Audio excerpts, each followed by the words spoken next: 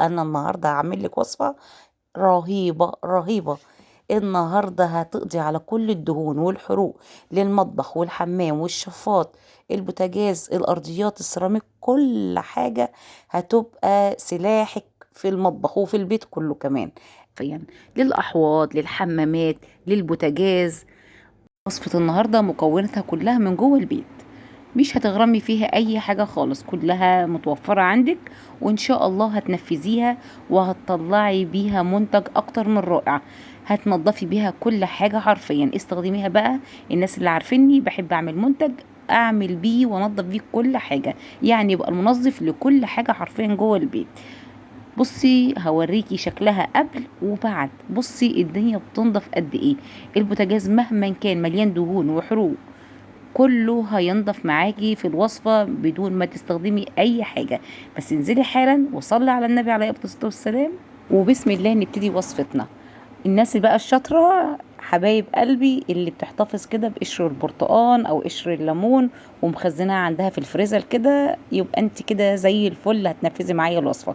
ما عندكيش ان شاء الله لو شوية ليمون بايظين عندك ممكن تستفيدي بيهم وتضربيهم، او قشر برتقان مخزناه، او قشر ليمون. اي حاجه متوفره من الحمضيات عندك هتمشي معاكي. وهتجيبي لي لتر من الميه وهتضربيه ضرب كده زي ما انت شايفه، ضرب مبرح. اضربيه ونعميه جدا ونزلي لي كل الزيوت والريحه الحلوه اللي جوه قشر الليمون وقشر البرتقال، وتعالي لي على المكون التاني. انزلي لي بمعلقتين ملح طعام، معلقتين هرميين كده. مش عايزه اقول لك بقى على الملح وبيعمل ايه في النظافه. تعالي لي كده، خلاص ضربناهم، نبتدي نصفيهم. هنعديهم على مرتين في التصفية علشان هقولك ليه دلوقتي. هتصفيه وهتطلعي لي، شايفة اللي طلع ده اوعي ترميه. عملت منه منظف، خليت الألمونيا بيبرق. ما ترموهوش، احتفظي بيه. لو انت معايا ومتابعاني احتفظي بيه، وهقولك هنعمل بيه إيه بعد كده في وصفات تانية ان شاء الله. حطي على رف التلاجة في كيس بلاستيك كده او في علبة، ويشيليه لغاية ما تشوف الوصفة اللي بعد كده ان شاء الله. هتعديه على مصفى ناعمة تاني علشان خاطر لو انتي هتحطيه في بخاخة ما يسدش البخاخة معاكي. صفي كويس قوي كده. دي مصفى ناعمة جدا، عاملة اشبه بالحرير كده، ما بتعديش الهوا. تمام. وبرضك احتفظي لي بده كمان مع اللي هتحتفظي بيه الاولاني. هتطلعي لي كده عصير ما فيهوش ولا شوائب.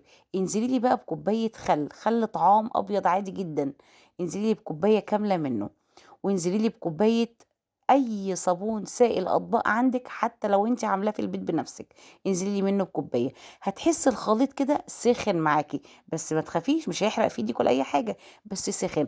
ممكن تستخدمي الوصفه كده وتضيفي لها معلقه ملح ليمون ومعلقه كربوناتو ومنظف قوي جدا جدا جدا. استخدمي في الرخام وفي كل حاجه. عايزه تكملي معايا لو الدهون والحروق وتستخدمي كده ويزيل كل حاجه من غير ما تلمسي ولا تدعكي، خليكي كملي الوصفه معايا. هتنزلي لي بمعلقه هرميه، معلقه واحده. المعلقه اللي طلعت معايا دي ما بتطلعش مليانه للاخر، فبضطر اخد شويه صغيرين عليها. بس في الاخر انزلي لي بمعلقه واحده بس هرميه من البوتاس او هيدروكسيد الصوديوم او القطرونه او ديبوشار او حجر تسليك مجاري. تمام. كل المسميات بتاعتها اهي. حضرتك بس تخشي على محرك البحث وتكتبي الصودا الكاوية او البوتاس، وشوفي هيظهر لك باسم البلد بتاعتك. اكتبي بس جنبها اسم البلد بتاعتك، هيظهر لك الاسم العلمي بتاعها او الاسم المتداول عندك في الدولة على كذا حاجة. وبعد كده اطلع لك بالنتيجة النهائية. الناس اللي بتقولي بتطولي والفيديو طويل ومش عارفة ايه، والله العظيم انا بجيب لك المختصر المفيد، لاني انا فعلا فعلا بتعب في الفيديو. بتعب كفاية ان الوصفة بعملها وافضل اجربها على كذا حاجة علشان للأمانة انت تستخدمي من ورايا الوصفة على طبق من دهب كمان. تاخديها كده حاجة كده، اللهم بارك، هتدعيلي عليها. بص كمية الدهون والحروق اللي موجودة في البوتاجاز، اقسم بالله ركنته حبة محترمين. بص كمية الزيوت، طبعا ستات البيوت عارفين الزيوت بتبقى عاملة محجرة كده. مجرد بصي بتعملي بتدعكي عشان خاطر تبتدي الدهون والزيوت، لا ده منظر ولا ده تراب ولا اي حاجة. كل اللي هتعمليه لو انتي الحروق عندك قوية جدا كده، كل اللي عليكي هتسخني البوتاجاز، يعني شغلي كل العيون كده لمدة دقيقة او دقيقتين، واطفي كل العيون، وبعد كده بخي بالبخاخة او بازازة زي ما انت كده. انا جيت بصراحة كملت الوصفة وجبت حطيت في ازازة، اللي مش متوفر عنده بخاخة. وهتبتدي تحطي على الحروق كده، وزعيها على البوتاجاز كله.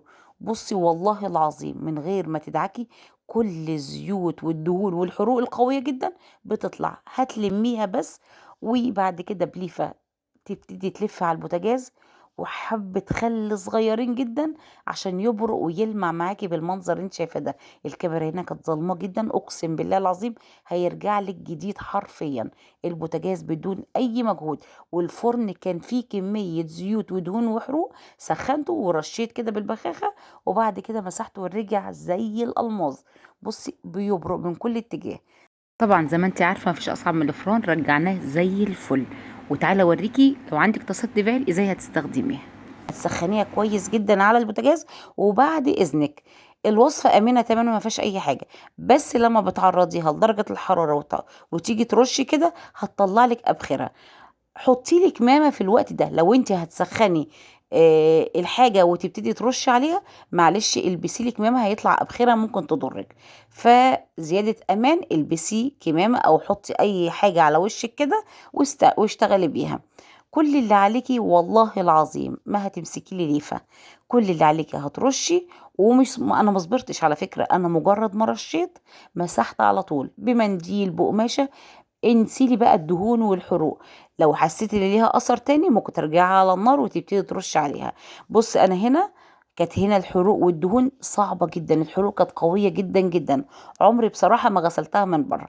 انا بسيب الحاجات دي، لما باجي اعمل وصفة وخلطة ببتدي انقلكم اصعب حروق ودهون وابتدي انفذ عليها الوصفة.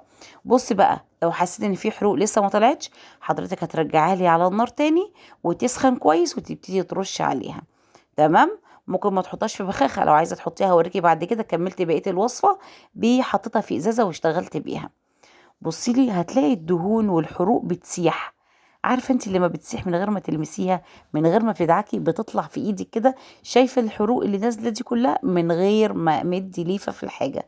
خدتها شطفتها عادي جدا بسبونشه ناعمه جدا، وبقت زي الفل قشطه بيضه كده زي